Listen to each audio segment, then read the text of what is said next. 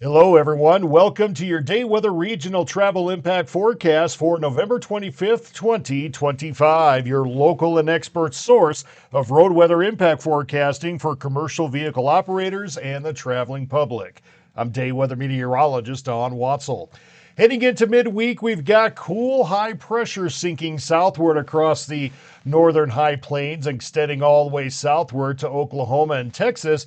This is going to bring clear skies and some chilly temperatures to start the day on Wednesday, but conditions will modestly warm up throughout the Rockies and high plains through midweek and continue over many areas into Thanksgiving and much of Friday. Meanwhile, our earlier week system is going to be drifting through the Great Lakes and into the Canadian prairies, while our next waves of energy from the Pacific will come in off the northwest Wednesday into Thursday. This does include some rain showers over the northwestern plains and snow showers in the northwest high country, and could eventually help set the stage for bigger changes that are still coming towards the end of the week and the rest of the holiday weekend.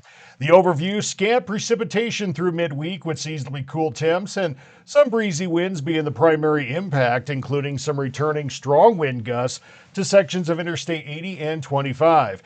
As mentioned, temperatures will modestly warm up over the region through Thanksgiving to Friday afternoon, especially over central Wyoming to Nebraska down to Colorado and New Mexico. Northern Wyoming and South Dakota to Montana will remain in the cooler regime that will eventually spread southward with a Canadian air and polar influence, bringing some expected road and travel impacts later afternoon Friday through Saturday. And this will include initially some cooler temperatures and some scattered snow showers. Small accumulations will spread into the open plains.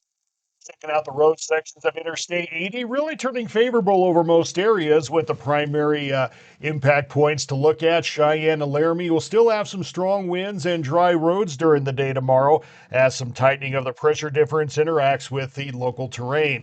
Further west, Laramie to Rawlins, do expect a return of some crosswind gusts, 55 to 65 miles an hour after midnight tonight, and those are expected to continue over much of the day Wednesday through about 5 p.m. or so, definitely lining up after 6 and into the overnight. That will lead to favorable conditions Wednesday night and Thursday. The rest of the I-80 region westward to Rock Springs, Utah, and Salt Lake City should have general favorable conditions over the next 48 hours or so.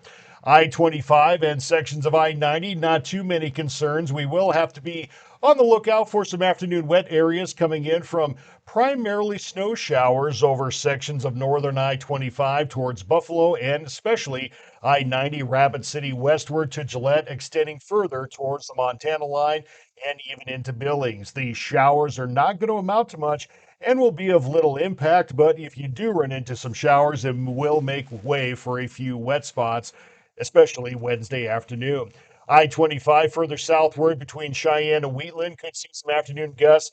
Not quite as strong as I-80, but still around 45 to 55, which will cause somewhat of a blowover risk. The rest of the time frame through Thursday afternoon is favorable and should be favorable southward through I-25 Colorado and I-70 westward, extended towards the Kansas line and further west towards Grand Junction, Colorado. This winter, before you hit the roads, contact your state DOTs for current road conditions, restrictions, and closures. Thanks for listening and watching, and we'll talk to you again tomorrow.